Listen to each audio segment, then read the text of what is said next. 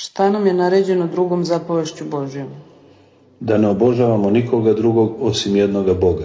Kao što je ranije rečeno, zabranjuje nam se da obožavamo ma koje stvorenje Božje ili delo ljudsko kao Boga. Bog je iznad svih svojih i ljudskih dela. Zašto onda poštujemo ikone? Mi poštujemo ikone kao blagoslovene predstave jedinog živog Boga, njegovih anđela, svetitelja i mučenika, koji su naši prijatelji i posrednici. Kada se molimo pred ikonom, kome se molimo? Živome svetitelju na nebu, čije je lice izobraženo na ikoni, a preko svetitelja jednome Bogu, caru svih svetitelja. Kada celivamo ikonu, šta celivamo? Našim usnama celivamo lik svetitelja, a našim mislima i srcima celivamo pravog svetitelja kao živu i stvarnu ličnost u nebeskoj crkvi. Ko prigovara pravoslavnoj crkvi zbog poštovanja i molitava upućenih svetiteljima?